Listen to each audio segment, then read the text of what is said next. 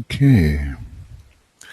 Now, I do want to point out in this interesting section from the old commentary, maybe some of the more remote possibilities, how to interpret this great mystery. Well, one of the things that strikes me about these signs is that they certainly both contain the rulership by Neptune. Virgo has an esoteric Neptune which is veiled by the moon in the esoteric ruler position, and Pisces is ruled by Neptune in a general sense as far as humanity is concerned. DK talks about how Alan Leo did intuit this, and even today Neptune is given a kind of rulership over Pisces. Is considered to be the ruler of Pisces, but that's tells us, DK tells us, is only in a special sense with regard to all humanity. I think, though, it's a highly esoteric position. So Neptune is involved with both of these. Now, I would like to say that these two factors, these two signs of the zodiac, are deeply associated with the monadic plane. The monadic plane is ruled by Virgo, according to the table of hierarchies. I think we can see this. Here it is. Monadic plane ruled by Virgo. And, of course, the hierarchical ruler there is Jupiter. It's closely associated with Neptune as one of his brothers. But the monadic plane is also ruled by Pisces. This mantra reveals that. I leave the Father's home, I, the monad, leave the Father's home, and turning back, I save. So both of those signs have to do with the monadic presence, which in a way does impel the appearance of the soul nature, which here the Christ represents. Another Neptune appearing as a result of an impulse from the Buddhic plane and appearing on the higher mental plane. So the soul appears for many reasons, or at least the soul body, or that center on the higher mental plane which directs the progress of the human personality, appears for many reasons, but monadic impulse is one of those reasons. And then it is our Christ nature, our soul nature is our Christ nature. It's supervised by Christ-like beings who have a deep connection with Neptune, just the way Venus has a deep connection with Neptune. And I'm speaking of the solar angels. And it is the function of the soul to introduce that which comes from the cosmic ethers into the ocean of substance of a more material nature in the dense physical body of the solar logos and of the planetary logos, bringing light into the lower worlds, bringing light into that dense physical body, even bringing light into the egoic nature, which is within the dense physical body of the solar logos.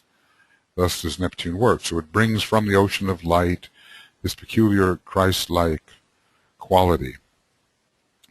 At the same time, we could say that the two lower planes, in a systemic sense, Virgo in this case associated with the dense physical plane and Pisces with the astral plane, somehow are invoking the coming forth of that which produces the soul. In other words, the mother invokes the son. The Virgo, the physical plane rulership of Virgo by Vulcan, and the astral rulership of Virgo by Neptune, in combination with the astral body connected with Pisces, invokes this descent from the cosmic ethers and calls forth the appearance of the Christ. In other words, when the lower nature here in the worlds of substance, at least we're calling substance quite dense, cosmic physical, reaches a certain point of evolution, then it does invoke, call forth the descent of the second aspect, which in this case is the Christ aspect, the fish god. So the lesser beings who are still subject to a lower form of expression call forth that being who will elevate them all together. The fish god seems here to be a superior being, representing an aspect of divinity which will dominate the fish goddesses of the lower aspects and complete them and fuse with them. So you see there are probably a number of ways of looking at this particular formula. Let's see, how does it say that it's the rule of the Piscean age, and the formula rules as follows. Well, there comes a time when the personality nature, in this case, in this interpretation, ruled by both Virgo and Pisces, because it is a substantial nature, calls forth the descent of the initiator in the form of Neptune, the fish goddesses having a resonant connection with Neptune, lower Neptune and higher Neptune we're speaking of. We're speaking of the lower waters as matter, and we're speaking of the higher waters, the water of life on the Buddhic plane and above. These two things are coming together at a certain point in planetary history.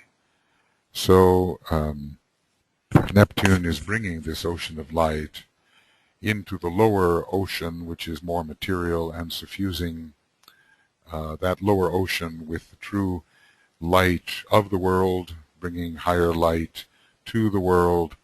And all of this is timed out when the lower nature, ruled by the third aspect of divinity, is ready for that. Okay, well, you know, I'm not saying that's the definitive interpretation. I've given two interpretations, one connected with the monadic plane and the way it generates the soul, and the other connected with the lower worlds and the way that it invokes the soul, or the Christ, or the initiator.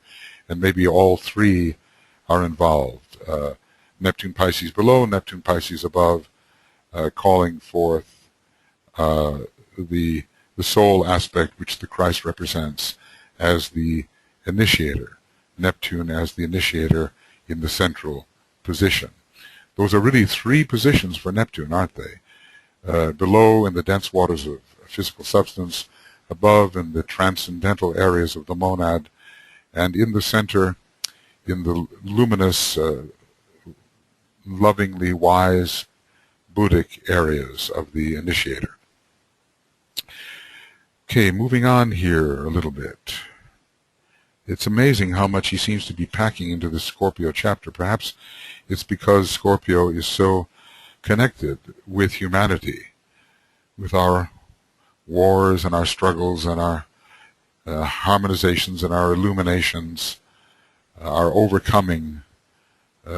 Interesting then that St. Paul, as a Scorpio, had so much to do with trying to lead humanity out of its supine and defeated state into a state of triumph, although he only later learned how to use the techniques of the Christ to do that. I think many of us who have been on the sixth ray are identified with his methods, and our task is to learn the real methods of the great Lord Maitreya. So Cancer, it says here, being the door to incarnation, has a close relation to Scorpio through Neptune and Mars. Has a close, so they are both six-ray planets, so you can relate things via their ray, via rulership. There are many ways to find commonality between factors, both of whom are expressions of the fifth ray energy. So Cancer provides the door into incarnation for the hierarchy of human monads. But you see, this is interesting. Let's look at it this way. Say Cancer from below and Cancer from above. Cancer is ruling a very stimulating, almost liberated hierarchy, which is somehow impulsing the hierarchy of human monads from above.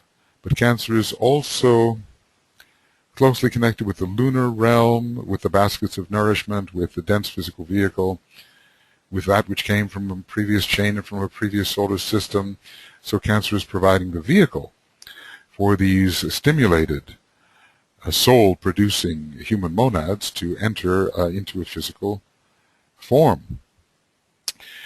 So both these, you see, DK they're both water signs and thus related, of course, but he's using a ray relation, and he's talking about the effect that desire has.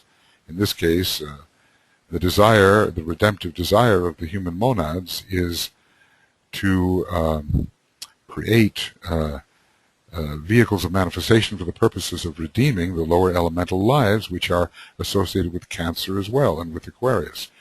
So intricate are the interrelations between these factors, and as I've often said, it is the factor of pure reason which is allowing us to get a meticulous entiratus or meticulously entiratus view of these relations, so that the detail of the sensed whole is sensed meticulously and entirely, and eventually the whole itself is sensed that way, especially under the influence of isolated unity, which comes in under the first ray.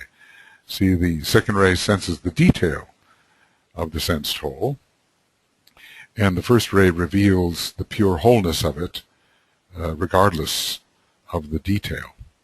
The two are really needed together, aren't they? Okay, so Cancer and has a close relation to Scorpio via Neptune and Mars. Interestingly, Neptune is the higher octave here, higher sixth ray, but Cancer is being placed as the door into incarnation in a lower position. So Neptune also represents the waters of dense substance in the dense physical vehicle of the planetary and solar logos. In Cancer, you have the devotion of the soul developed to such an extent that the urge to manifest overcomes all other urges. Notice how the word devotion is brought in relation to soul life. Sometimes because the sixth ray is going out with many unpleasant effects, we think of devotion as an energy which is passé, which has to be outlived. But the monads are lords of ceaseless and persevering devotion, and the soul itself has tremendous devotion, but the devotion is downward, at least in one sense, towards lower forms of life which have to be raised. So Cancer is here being related not only to the physical vehicle, but to the mother aspect, I think, of the soul. The devotion of the soul developed to such an extent that the urge to manifest, there's that seventh ray again of Cancer, and the urge bringing the sixth ray, overcomes all other urges, in other words, for a higher form of life, for other and higher interests, and the processes of incarnation impose themselves upon the soul. So this is interesting. The imposition can have originated from the fifth, almost liberated hierarchy, a kind of imposition to incarnate within the dense physical, the cosmic physical plane, even though this hierarchy is almost liberated. Interesting, then, that it would impulse a descent even while it itself is attempting to ascend, perhaps conducting the proper expression through descent are the conditions, or is the condition, that will allow its ascent. Perhaps this is the piece of karmic work that it has to do to make sure that this redemption of the lower material from the previous solar system with which Cancer was so closely associated, that this redemption is completed properly, perhaps that will allow their true ascent into polarization on the cosmic astral plane. See, you know, that's what makes me wonder about the association of the solar angels, perhaps with this very highest hierarchy, because they did, after all, have to venture to the cosmic astral plane in order to take the path to Sirius in order to become solar angels altogether. That is, the human beings who were ready to do so from the previous solar system had to travel to Sirius, apparently. Now, you know, could that travel have been still on the cosmic physical plane? I don't know. But the way it is at present, human beings who are bound to become solar angels, the bulk of humanity, will venture to the cosmic astral plane, where they will take the path to Sirius, that path leading to the cosmic astral plane. So, are they, in a sense, almost ready to leave the cosmic physical plane for once and for good, because they've already been to the cosmic astral plane to receive their training in solar angelship? Well, these are, you know, speculations, but sometimes the speculation can throw light upon an area of understanding which is closer to home. So anyway, this intense devotion arises in the soul, and the urge to manifest becomes very, very great. And this also under the impulsion of our planetary logos, who is in a way supervising the solar angels, who are helping its heart to awaken. The awakening of the planetary heart and the coming of the solar angels are found together. And the processes of incarnation impose themselves upon the soul. Well, the soul, interesting statement, the soul still remains on its own level, the higher mental plane, but in a sense that is an incarnated placement in the dense physical body of the solar logos. But then the soul is made then to gradually supervise the personalities that it sends forth. It is helping to build the vehicles through which an aspect of its consciousness must experience and learn to rise. So this is interesting about the factor of imposition. And whenever you find imposition, you also find this factor of Vulcan, a planet of downward pressing imposition. And that harkens back to my statement where I wonder whether the orthodox planet in Cancer is really Vulcan veiled by the moon. There is a very negative material side of Vulcan. It just rules the obdurate rhythms of nature, which do not easily give way to changes of rhythm coming from the higher aspect of Vulcan, which is found within the soul and which accords with the purpose of the soul. And so that's in Cancer, and in Scorpio so he's placing Cancer above, in a way, I think. We can certainly, you know, see it as the forces which aggregate the dense physical vehicle, and which produce birth process arising from the normal generative methods. But here he's talking about the soul's devotion, and, well, you know, we can probably bring it even higher, as we've seen we can, to the fifth almost liberated creative hierarchy.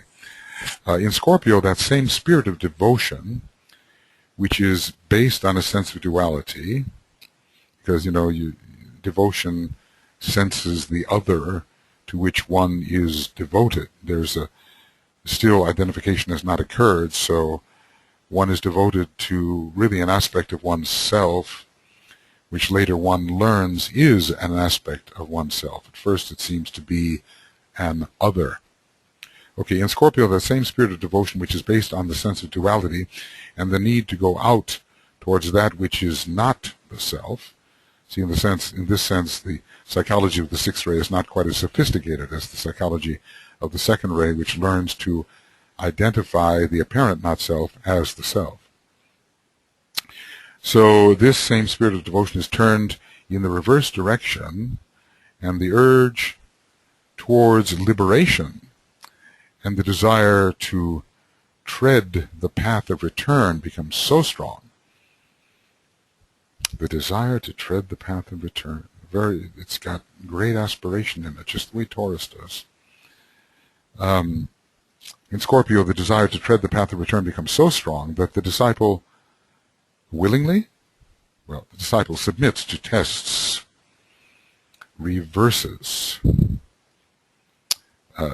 submits to tests and reversals or reverses. I'm thinking about how oftentimes fate seems to go against the one who is ready to be tested, but the very reversals of fate are the things that help the disciple prove himself. But this is not what the Tibetan is actually saying. It's just an associated concept. He says that the desire to tread the path of return becomes so strong that the disciple submits to tests and then also reverses at tremendous cost and pain his position upon the wheel of life and assumes the attitude of the observer in contradistinction to that of the experiencer. I guess the experiencer is plunged in experience and oftentimes does not differentiate himself from what is experienced. But here, a great power of abstraction has occurred, and the immersed soul detaches itself from the attachments, from those factors to which it has attached its consciousness, and stands back. And through Pluto, a planet of detachment and separation, separates itself and stands apart from all that with which it has previously identified itself. So, this reversal, when shall it be? Scorpio, interestingly, can be associated with the middle petal of the egoic lotus when the initiation process begins. In other words, much of the spiritual work begins in the organization and unfoldment of the fifth petal, and when it is fully unfolded, the first initiation has actually occurred, even though there's work being done on the higher petals simultaneously.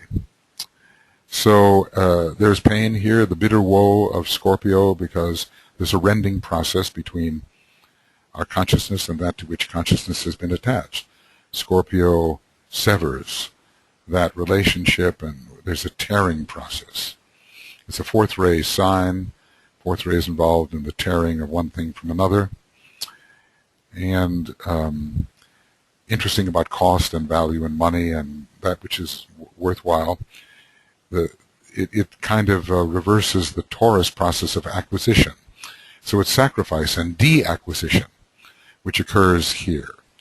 A loss, a separation of that which has been grasped from the one who has grasped. Of course, the lower Scorpio grasps perhaps more than anyone can grasp. This is what DK has called cornering the market, and he calls it the monster of selfishness and so forth.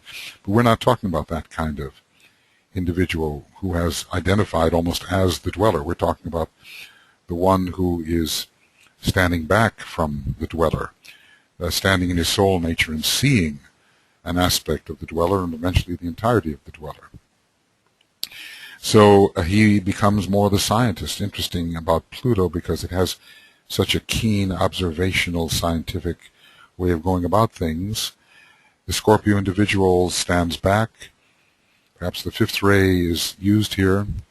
Pluto is used and becomes the observer of all that to which there has been attachment and all that with which there has been identification. So DK says, old identifications cease.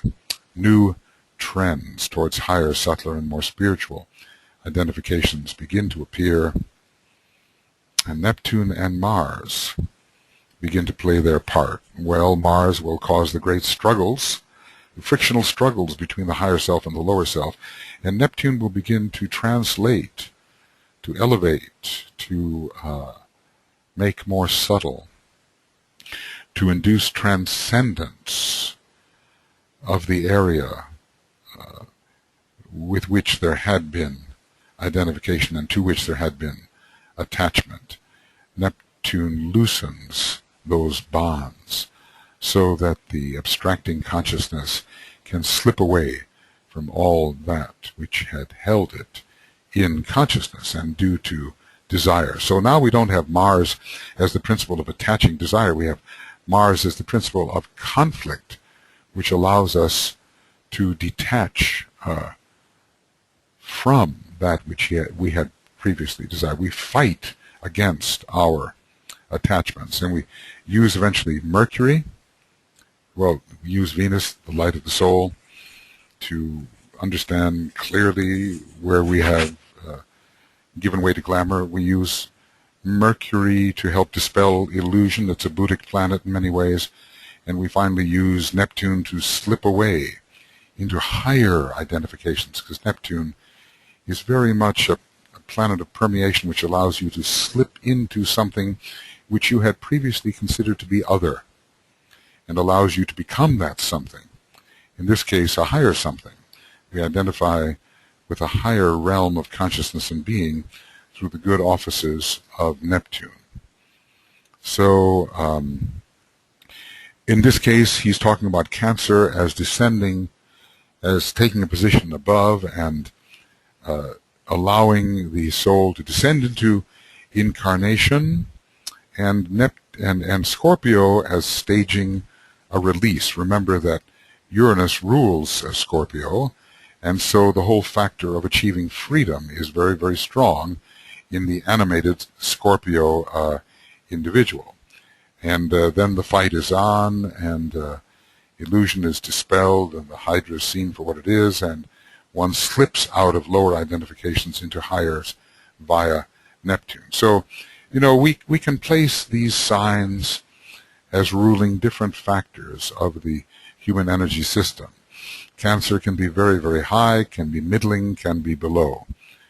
Scorpio, we have the lower man trying to ascend through great exertions of the will and the will to triumph, and yet we also have Scorpio is ruling the entire human creative hierarchy, and in its triumphant position, and therefore having an altogether freer and more liberated position than the occasions in which Scorpio rules the struggling and disciple who is ceasing, who is attempting to ascend.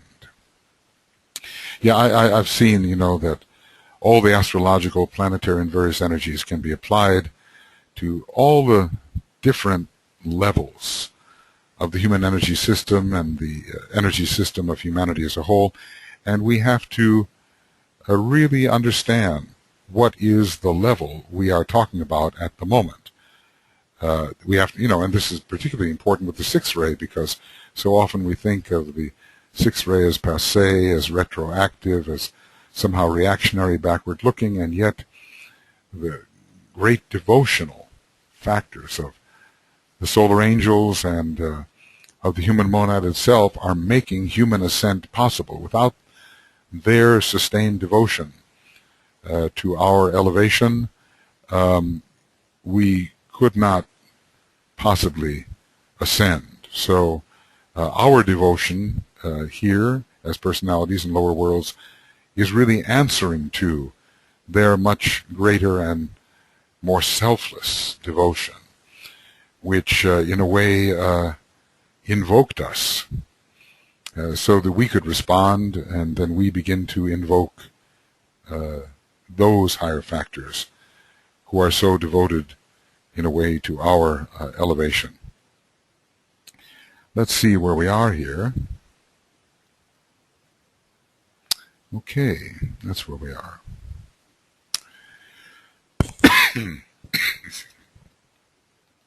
So moving on then.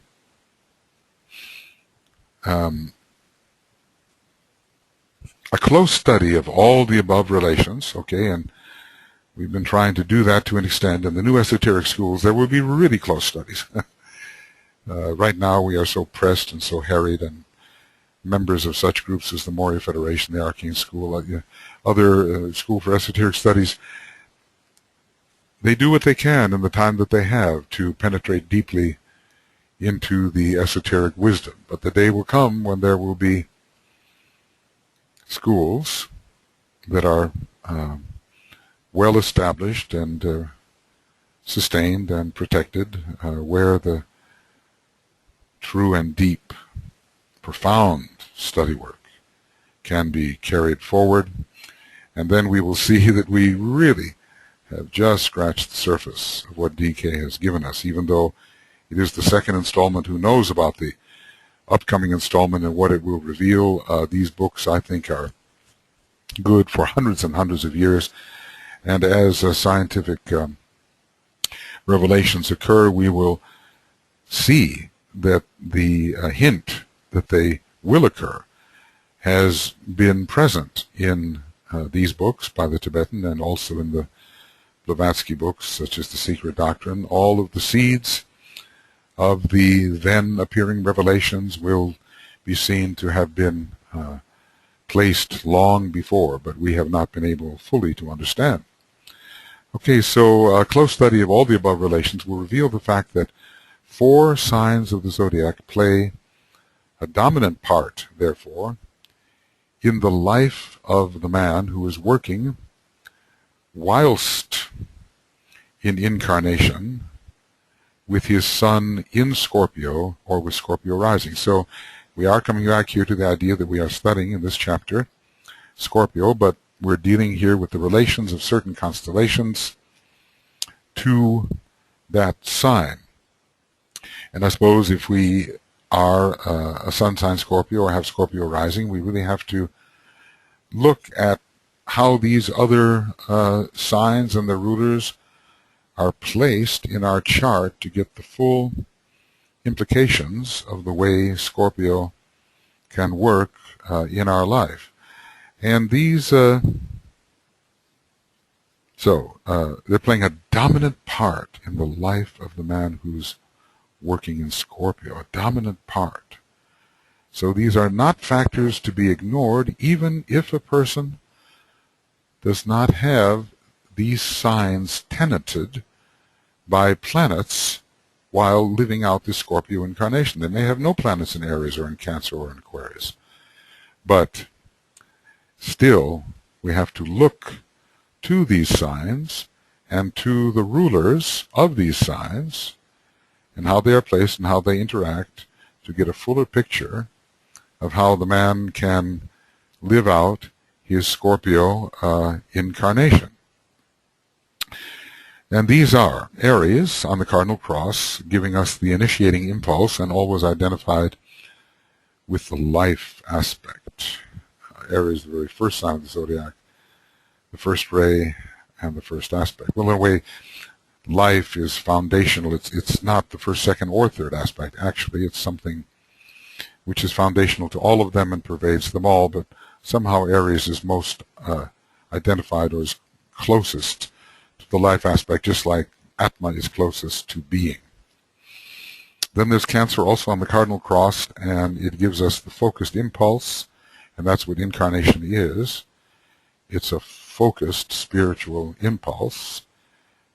It's an impulse which is held in frozen aggregation for a time, kind of a standing wave which abides for a certain period of time and allows certain energies from above to make their impact in the worlds below, and also allows the energies of the world below to impact the submerged consciousness in a way that they could not if the form were too transient. Then we have Scorpio, of course, which is the sign we're talking about. It's on the fixed cross, and it's interesting that it is connected with the reversing impulse. The reversal of the wheel has much to do with the power of Uranus. It's sometimes associated with Libra, which is esoterically ruled by Uranus, but it's also associated with this intention to swim against the stream and do that with might and with main.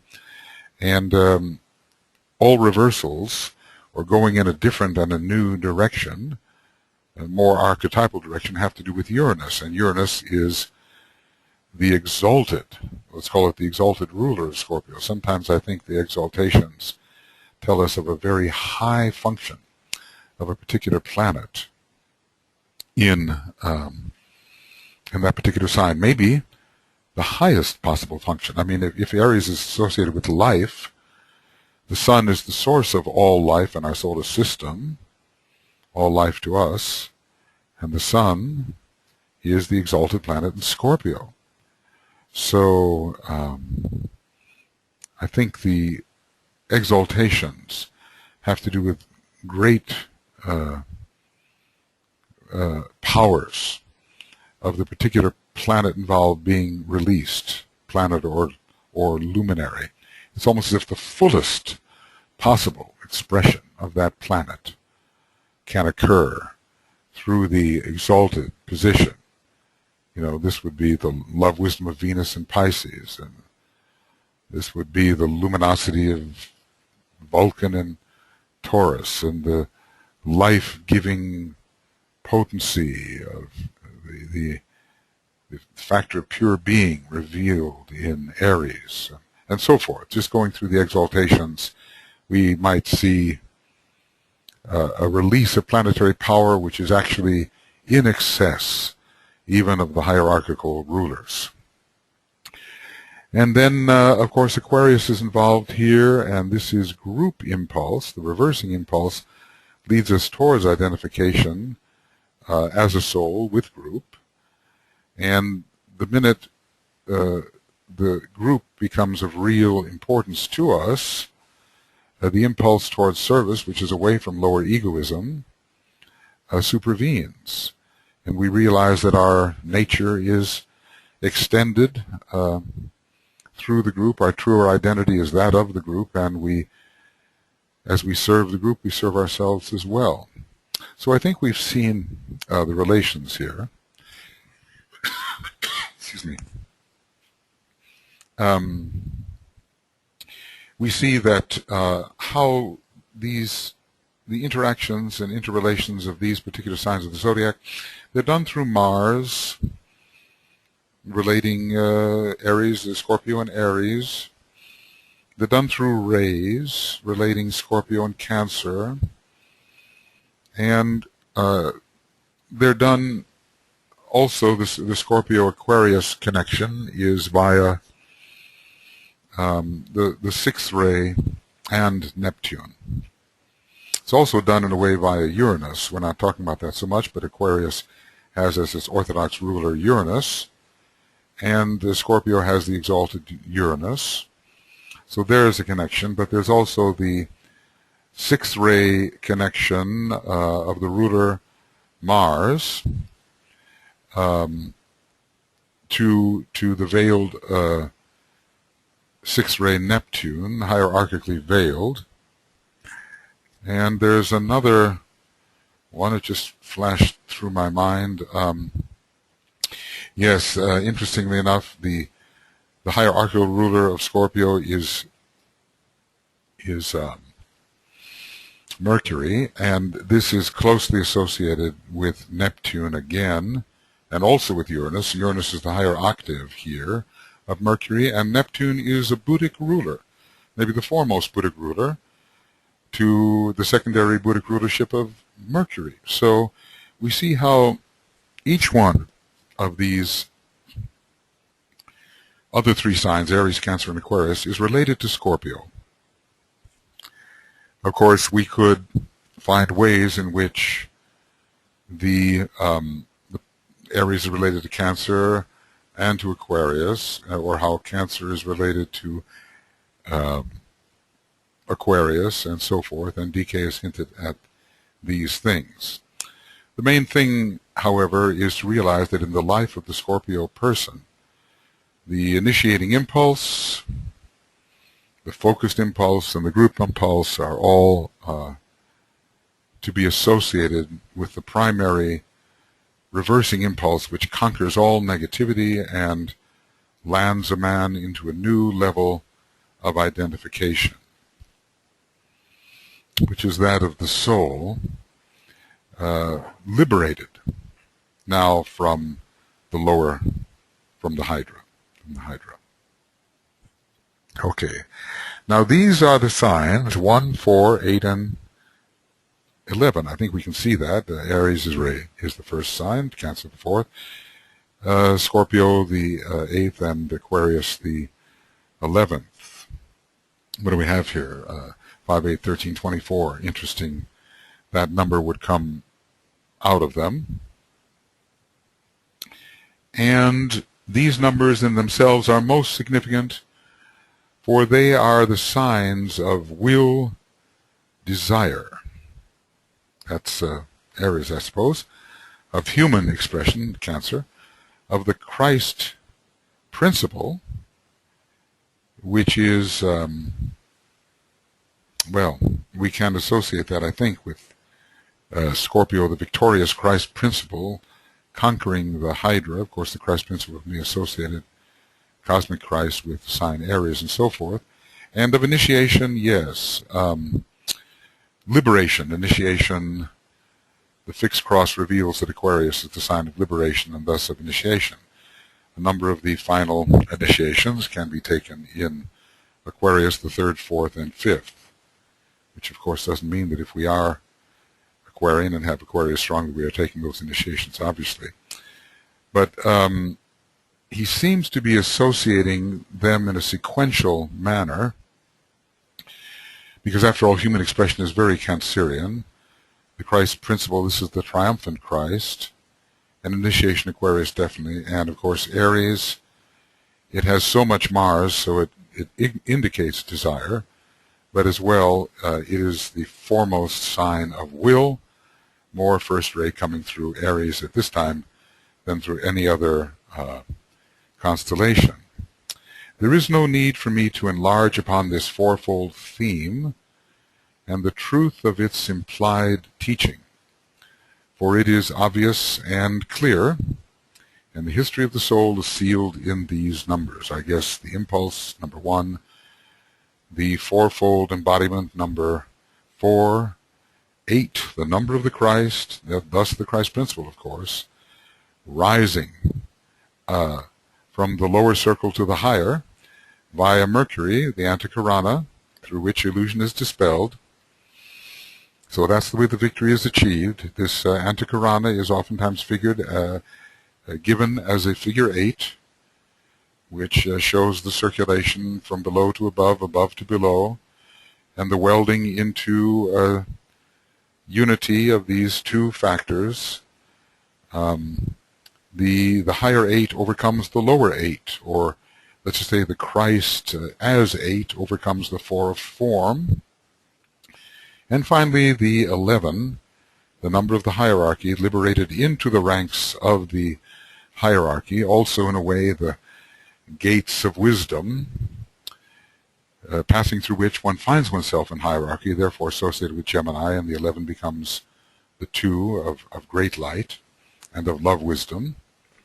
So these, when Scorpio is prominent, we have to think about the impulse to descend, embodiment, the impulse to reascend, and then liberation, and yet the cross of liberation. How is it said? Blinding light, fiery pain, bitter woe, and yet the cross of liberation, that's the 11, that is Aquarius. So, although the Tibetan said there is no need for me to enlarge upon this fourfold theme, maybe he's leaving it to us, and there's certainly plenty of thought that we can give to the matter, I would say. Now let's see where we are. Well, I guess we're at the point, just about the point where we can do the great invocation together. But this is end of Esoteric Astrology Adventure B, 79. I think I may keep going. The reason I do is because it takes so much time to convert that speaking time is taken away while one waits for a slow computer to make the conversion. So anyway, this is point B, and I think Let's see what page we are on. Page 221, I guess. Okay. And page 221. And we will continue, though, with continuing with Esoteric Astrology Adventure 79, C. We'll continue with C as much as I can, and then perhaps it will be necessary to do some sort of conversion. But meanwhile, why don't we do the great invocation together? We have a little bit of time left. Yeah, we do. So let's do that. I'll go over here to the place where we can all see it. And that should bring us to it. Yes, there it is. And I'll try to make this view a little bit bigger. I'll make it 175. See how that works. Yes, that's pretty good. So let us do the great invocation together. Everything that we need to do as disciples, as individuals and in groups, is embodied here in this invocation. It is the most effective tool we have for inducing the reappearance of the Christ, or at least playing our part in preparing the way for the coming Christ. And in a way, it's the formula, the blueprint for the entire new Aquarian civilization. So, regardless of all the many things we may learn from what the Tibetan has taught us, this is our tremendously effective instrument. Excuse me. From the point of light within the mind of God, let light stream forth into the minds of men. Let light descend on earth.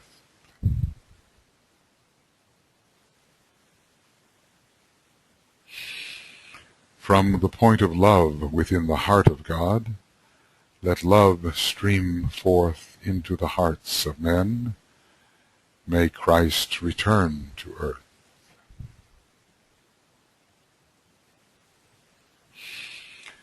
From the center where the will of God is known, let purpose guide the little wills of men, the purpose which the masters know and serve. From the center which we call the race of men, let the plan of love and light work out, and may it seal the door where evil dwells. Let light and love and power restore the plan on earth.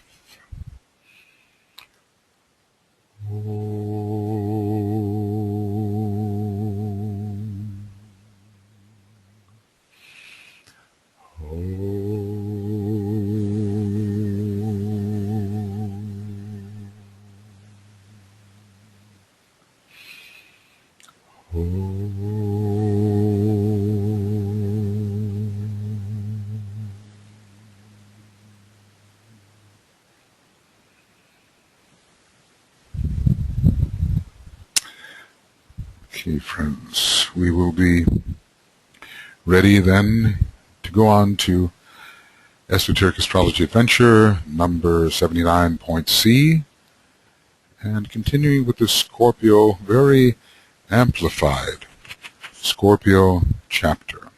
And we will do that very shortly. Okay.